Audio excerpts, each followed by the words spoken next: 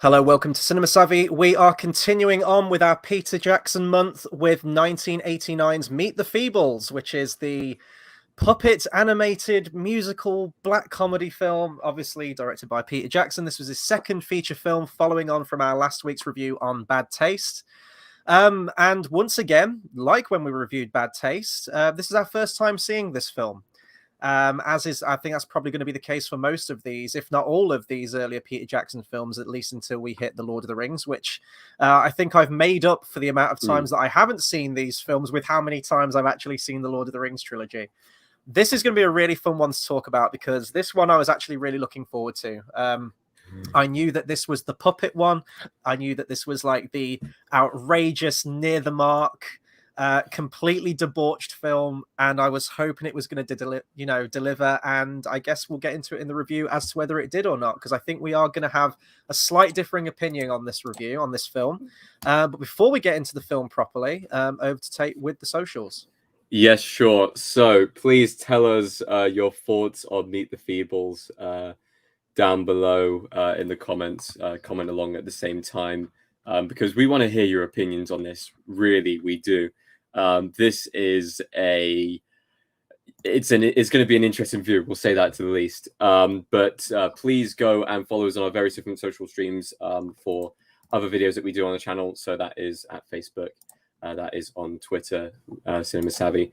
That is on Letterboxd, and go down to the TeePublic link in the description to pick up a t-shirt or a jumper or something else as well.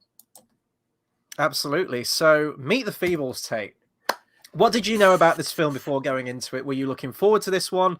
This was actually tough for us to track down, I think, as well. Yeah, like, it was. First and foremost, like this is like gold dust trying to get a hold of this is film. Gold dust. This film's very hard to find.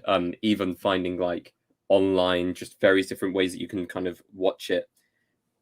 There aren't many copies of this going around. I'll tell you that now. I tried looking at various different ways of like buying a DVD and stuff like that, but they're scarce. The VHSs are even scarcer.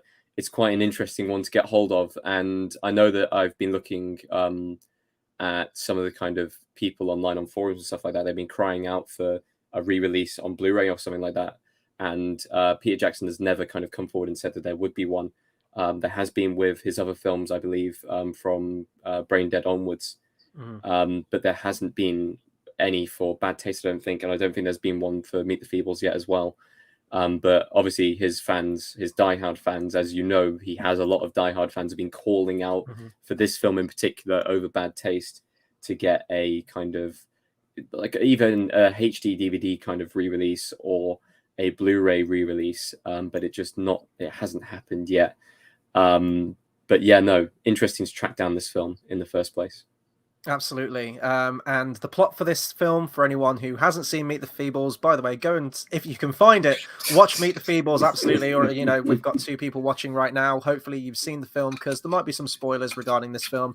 But the plot regarding this film, multiple animals and insects experience the sleazier side of show business while working on a variety show. That's all you need to know. This film is basically a slice of life kind of film.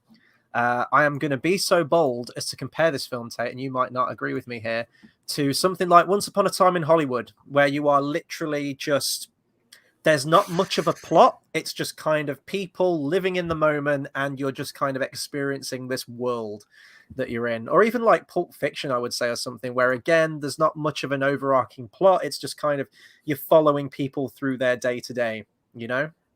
I'm trying to think of a film that I could compare it to better than kind of Once Upon a Time in Hollywood, because this film basically takes place over the span of a day, whereas Once Upon a Time in Hollywood kind of is not over the span of a day; it's over the span of like a week or so. This film basically just takes place in one location with various different kind of stories told within them, with the various different characters and their interactions and stuff like that in between. It's an eclectic mix of interesting characters, shall we say. I think we'll dive into that a bit more afterwards, but going into this, it's probably worth mentioning here, Chris adores this film. Chris likes this film. Chris is really on board with this film. I'm not so much on board with this film.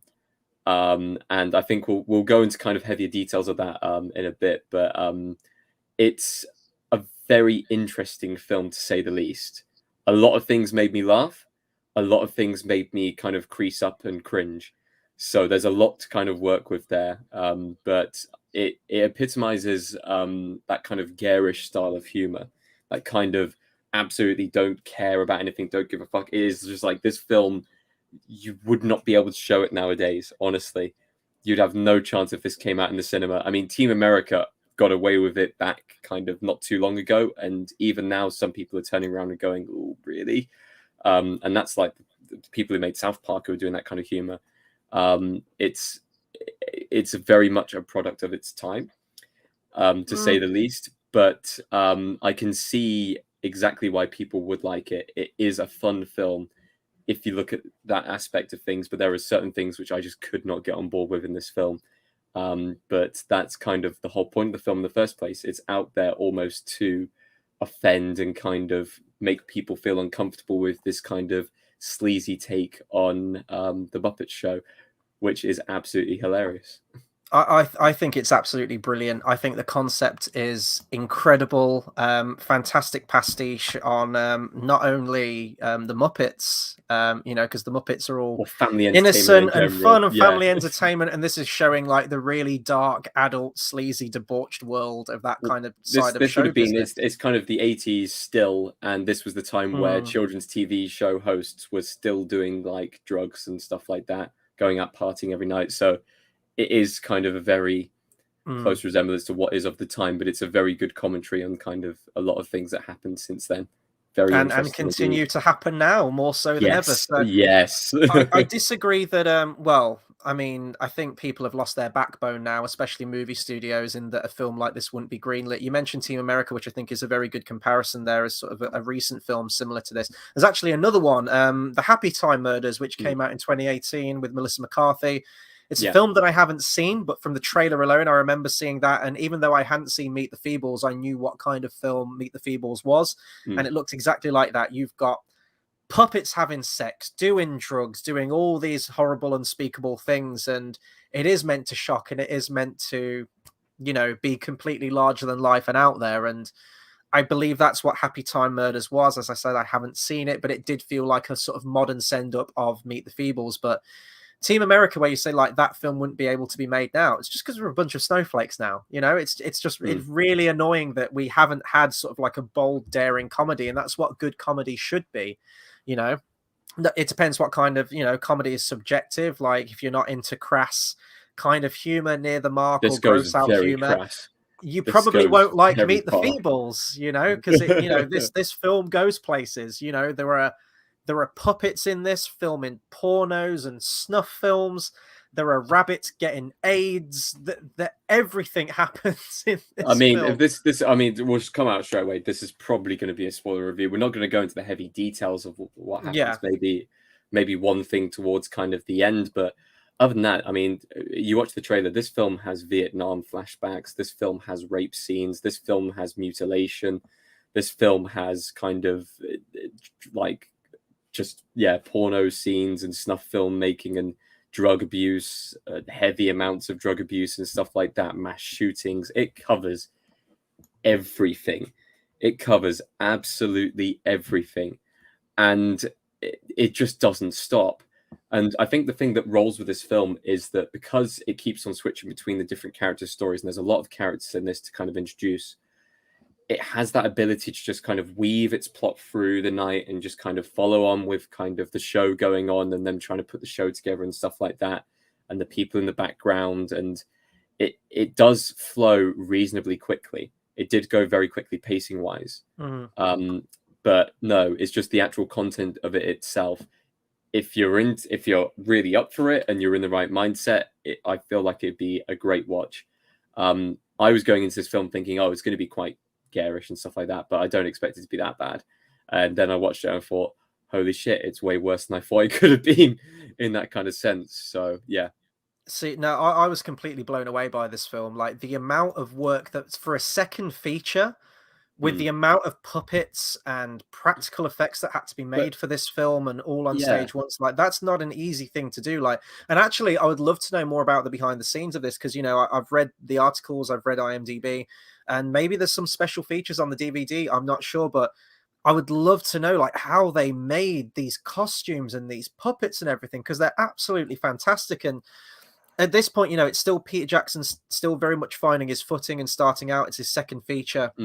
And I do think that, for me personally, I know that Bad Taste has its audience and it is a cult classic, as is this film. I think as a film, this is light years ahead of Bad Taste in terms of how it's put together, how it's structured, the editing. It flowed and felt like an actual film. I think the camera angles and the camera choices and the shot choices felt much more like his skill had been honed with this film. And, you know, even I think... what are the two guys who do South Park? Trey Parker and Matt Stone. Matt Stone, that's it. Yeah. They mentioned about how everything that could go wrong with Team America did go wrong. They mentioned how it was an absolutely agonizing experience getting a film with that level of puppets and all these things that they had to like. They said they'd never do it again. They said they never do it again. Exactly. I'd love to see a Team America 2. Probably never going to see one. And for a director to come in for their second film, a really low budget film as well, and make this for their second feature, a 97-minute film with this level of... I will point out the jump in budget between his first film and this film is very big. So he went from, I think it was, how much was Bad Taste's budget? It was really low, like 20,000 or something like that. Let me double check real quick. But this film was 750,000. So there was a decent budget. It did not make much on box office. It only made 80,000 back. So this was a big loss. I'm actually quite surprised that Peter Jackson was given another project after this, because of how little that made as far as kind of a box office bomb is concerned. But you can definitely tell there's some Peter Jacksonisms in there, or at least there's loads. Pre-Lord of the Rings kind of Peter Jacksonisms and stuff like that. A lot of close-up shots during this, a lot of gore, which is carried over from kind of filming in Bad Taste and stuff like that. You can definitely see how one person can jump from that to this. And yeah, I feel like we need to actually talk about maybe some of the characters and the actual film itself to kind of...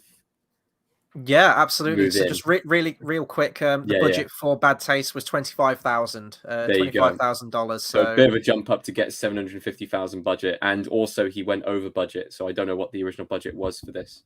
So apparently, originally this film was conceived as part of a TV series, and I think it was some Japanese investors proposed about the idea of expanding it into a film instead of a TV series. Although, how long would the episodes be for a TV series? Because to me, a TV series would go on longer than a film. I thought that's the whole point of a TV series, but I suppose if it's 5-minute chunks, 5-minute episodes, then you'd say if it's a proper TV series, you'd say maybe 20-minute episodes with ads to take it up to half an hour. So 20 minutes, you could maybe do 6 episodes to make up 2 hours. That's not the worst. I mean, that's about the same length as a film, and that would kind of have a complete arc.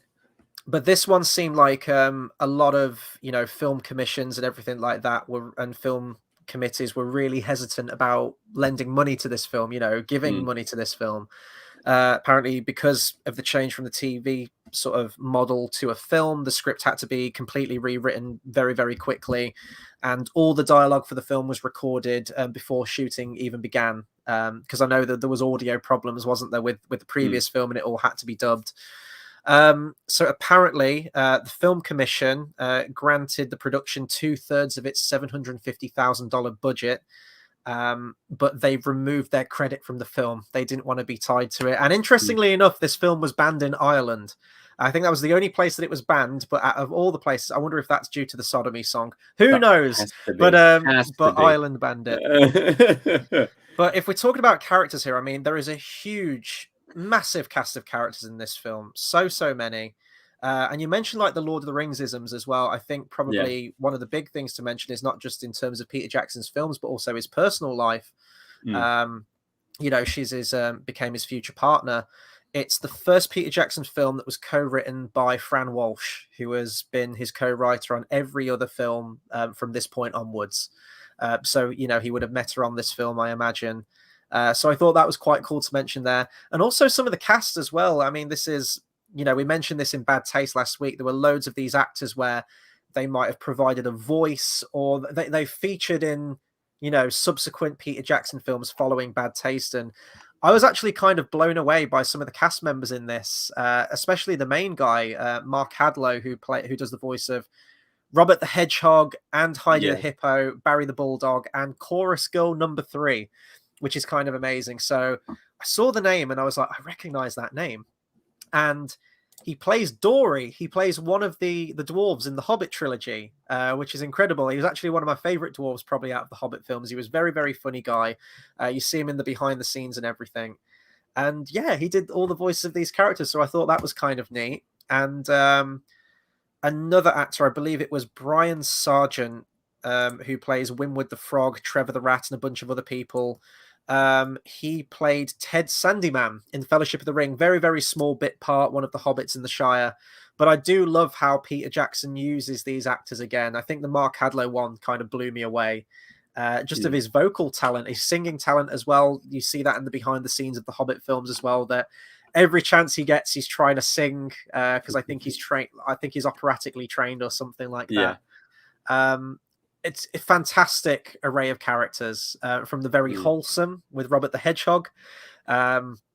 As I mentioned, what was it? Trevor the Rat, who's this horrible, sleazy, disgusting character.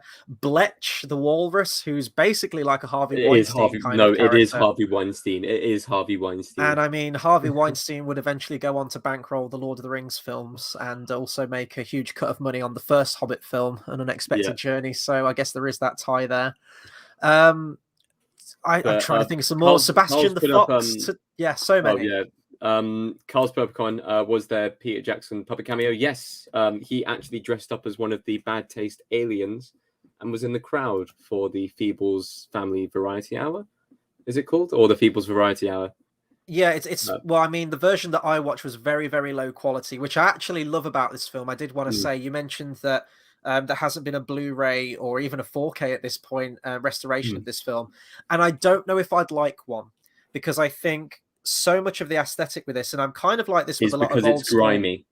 Exactly. It looks like it's filmed from like a camcorder. It's very low budget, and that adds to the kind of the dull colors, the graininess of the film, the audio, the sleaziness, the debauched, disgusting quality of some of these characters. It really added to that for me. And I always equate that to a lot of old school horror films as well, especially the ones from the 60s, 70s, 80s. Texas Chainsaw Massacre, for example, the original film. I know that that's had Blu-ray releases. Hell, it's probably had a 4K release by now. But that, to me, is a film that you watch on VHS. And, it adds to that kind of grindhouse, grimy quality to the film. And I genuinely think that adds to like a whole other level and appreciation with the film. So I'm glad that I watched it in a very, very low quality copy, because I think that really added a level, like a tangible level to the film almost. But because of that, it makes it very rare for people to find online. Exactly. There is that trade-off. Yeah. But I will say, like, the film just seems to get dingy. I don't even know if it's the quality of kind of the copy that I watched, but it does seem to get dingier the further you go along. I don't know if that's the filming or the actual filmmaking that's doing that. As this film kind of, I mean, it starts off kind of very quickly. You understand, oh, this is okay. This is where we're going. Got it. And it just gets worse throughout the entire film. It just descends into just absolute madness, which has its own unique charm to it because it does that. But I do think they took it too far in some places. Honestly, no. I mean, that's the whole thing of the film, dude. I know it's the whole thing of the film, but like even I was starting to think this is just overkill. Wasn't a problem for me. I don't know what that says about me as a person, but I couldn't get enough of this. To be fair, there was some scenes where honestly I was absolutely just heckling back in my seat. I was pissing myself laughing. Like when the Vietnam flashback started, I was like, "This is a Vietnam flashback, isn't it?" And it's a piss take of Deer Hunter as well. They do a parody of the Deer Hunter, which is fantastic. And then towards the end as well, I know this is probably your favorite parts when we talk about our favorite parts of the film, but the sodomy song, honestly, it's just one of those moments where and it's what's happening in the background as well with the whole stuff that's happening with Heidi. It completely just got me. It was just like, yeah, okay, yeah, that's funny. Honestly, I laughed so hard at the sodomy song, dude. Like that took me back to watching Team America for the first time with some of those musical numbers that kick in. That everyone has AIDS from Team America. Yeah. Just bursting out laughing. I can't remember the time that I had such a good time just laughing at a film, like a new film. And I know this isn't a new film. This came out in 1989. A new film in the respect it's a film that I'm watching for the first time. Because I really didn't know what to expect for this film. We did our bad taste review and we understood why it's a cult film and why it has its fans. We weren't the biggest fans of that film overall. Like, I don't know when I probably would ever watch Bad Taste again. This one, I would quite happily watch any day of the week. This flew by for me. I'm holding out for his other films. I'm not gonna lie. It's true. I mean, this film's 97 minutes. Honestly, I could have gone longer than this. This is a film that I would love to see Peter Jackson do a sequel to, and he never will, because if you chart his sort of progression as a filmmaker, hell, even with Lord of the Rings, and even The Hobbit, for example, in his documentaries, I don't think he would ever go back to a film like this, and I think that's a real shame because he had a real sense of humor and this real kind of anarchistic feeling as a director. He was very protective of his films. I think people even said that he used to break into movie theaters beforehand to make sure that it was actually his final cut of the film before it went out and was screened. And it's a true dedication to his craft. And to make a film like this, as I mentioned, with all of the puppets and all of the practical effects that have to go into it, and he gets it done, and it was absolutely tremendous. I could have gone for like a 3-hour version of this. To me, 97 minutes was not long enough. I adored every second of this film. I wanted more, and that's why I equated it in the intro to Once Upon a Time in Hollywood, where that is a film that I just wanted to live in and just to experience, and loved being with these characters and wanted more, and could have gone for hours and hours and hours with Cliff Booth and Rick Dalton. And it was kind of the same with this. I loved all the characters. I loved the setting. I thought it was so creative and fun, and I wanted more of it. And then it ended and I was really sad because I really wanted more. I think this would really work as a TV show, but I agree now, with the way that things are, studio things, I don't think you'd ever get a film like this again. I think it's a real shame. And I wanted to talk about the music real quick as well, because I definitely think that was a big thing with this one, because this is basically a musical. It's fundamentally a variety show. So, every now and then there are these performances from the characters. You've got the Meet the Feebles opener. You've got Garden of Love, which is kind of Heidi's song. And of course, you've got Sodomy. So the soundtrack was done by Peter Descent, and I think he actually did the next two. No, I think he did what we're talking about next week. Oh God, Brain Dead. He did Brain Dead, and I think the Heavenly Creatures soundtrack. So he's done 3 of Peter Jackson's earlier films, if I remember.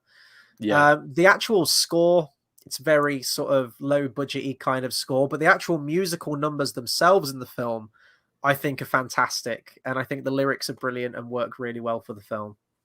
Yeah, no, I completely agree. Like, the music is, honestly, most of the time, it's background porn music. I swear, I genuinely think it is. Which makes sense for some scenes. It does make sense for a lot of the scenes. I think it's just kind of going with kind of dirty kind of, they kind of show that they're kind of a family variety hour and stuff like that, but actually it's really seedy underneath and stuff like that. But yeah, no, the actual musical numbers are fantastic. All of them. I think it's just kind of the juxtaposition of kind of Garden of Love, kind of, and the actual character of Heidi is just so kind of opposite ends of the spectrum. It really does show, and it's nice that they kind of reprised it towards the end as well. But no, Sodomy absolutely takes the cake. The fact that it's only 2 minutes 12 long, I swear it was longer. Yeah. But this, just sort of like really quick, just to sort of like hammer home the kind of things you could expect from watching a film like Meet the Feebles. Should we let them off, or just? I mean, Jesus Christ. There is mass murder. Yeah. There is drug abuse, as you mentioned. Yeah. Different types of drug abuse as well. Yeah. There is rape. There is people getting spiked, like date rape kind of thing. And then there's the kind of grooming of people. And I wanted to talk about Yeah. like the character of Heidi a little bit, because she is like a really, really tortured character. It's kind of horrible. There is a flashback in the film where she's kind of groomed or recruited by Bletch, the director, at the age of 18. He's like, oh, you're going to be my number one girl. You're going to be a star, Heidi. You know, it's the thing that you always hear about. And now she's kind of, it's not said how many years later it is, but now she's kind of like an aging singer. She's getting older. She's more overweight, and she's still madly in love with Bletch, but he's finding like his new girl, the new girl that he's going to be grooming, essentially. And that's kind of where Heidi's sort of unhinged quality comes through. Like, she mentions that she's depressed, she's overeating, and it fundamentally still is a comedy, but it very much is a dark comedy, because if you read into some of these characters, it's horrible. You know, there's characters with post-traumatic stress from being in the war, and now they're, drug abusers, essentially. And there were rabbits getting AIDS in the film and dying. You know, there's like the press as well. There's the character of the Fly that's, uncovering all of these sleazy stories going on with these characters to sell on to the highest bidder. Sid and that kid's not mine. Like scandals like that. Children out of wedlock kind of thing, and trying to keep it hush hush and pay them off or whatnot. It goes into some themes. It really does, but heavily in various different areas. Like it just, think of everything possibly controversial. It pretty much covers all of them. Yeah, like for its and you time. know that stuff like this goes on as well. Like, that's what I mean. It is kind of universal in the showbiz world. Like, it starts off very fun and fanciful with the Meet the Feebles theme, and then like as soon as they yell cut, that's when like, oh, we're in for this kind of film. With the character of the rat and everything, how he talks to people, how he talks to Heidi, and then everything that proceeds through the rest of the film. I don't know what else to say about the film, to be honest. I don't know what else to say as well, honestly. Personally, for me, I'm probably not going to go back and watch this. That's 2 for 2 now from Peter Jackson's films. Hopefully, Brain Dead I've heard very good things about Brain Dead. So you never know.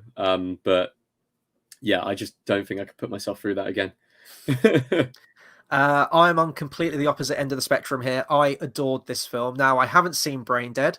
I haven't seen Heavenly Creatures, and I haven't seen The Frighteners yet. So, there's still a stack of Peter Jackson films over the next subsequent weeks that I'll be watching for the first time.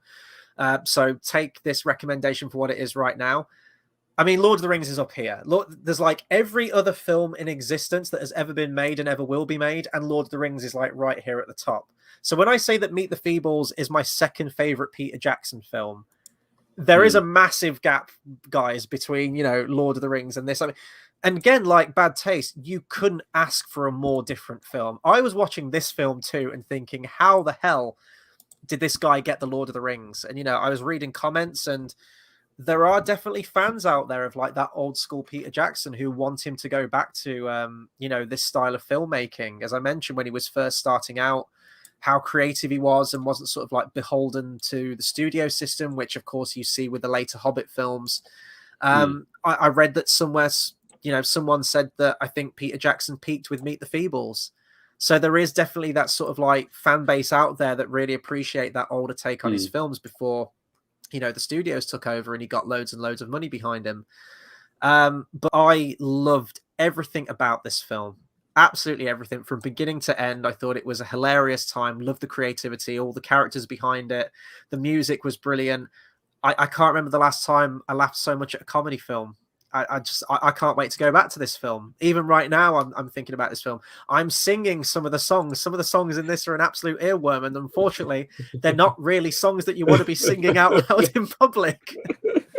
I think it's tremendous. But I again, sort of reiterating what I said earlier, from a cinematography standpoint, especially the editing, I think that was the thing that sort of won me over. How it was structured and paced, it felt like an actual movie, whereas Bad Taste, being his first film, did feel almost like very student filmy to me, and kind of hodgepodge together, which of course it was over the course of 4 years. This felt a lot more professional in how it was put across, for me at least. So that's my glowing recommendation for Meet the Feebles. So you've got two opinions there.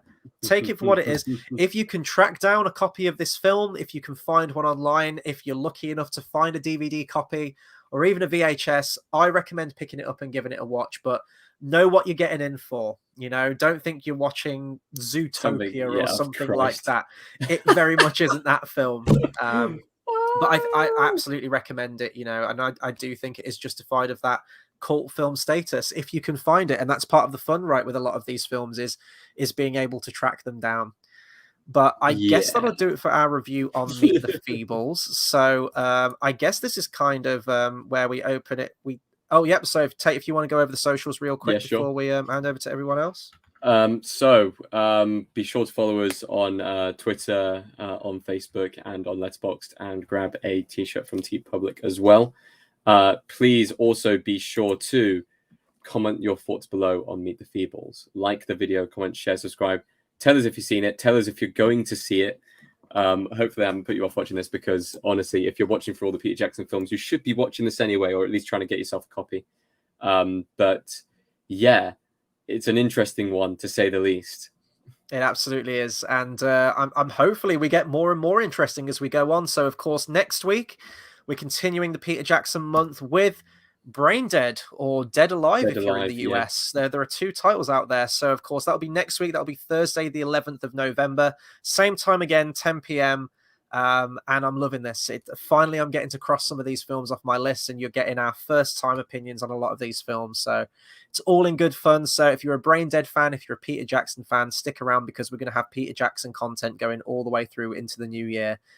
When we get onto the likes of, you know, King Kong and the Lovely Bones in January, we're going to be here for a good few weeks, and it's good fun. So, of course, if you're, you know, a Peter Jackson fan, if you're a fan of other films too, we do cover some other things on the channel as well. So as of this, we have Austin Powers International Man of Mystery review coming Tuesday, the 9th of November.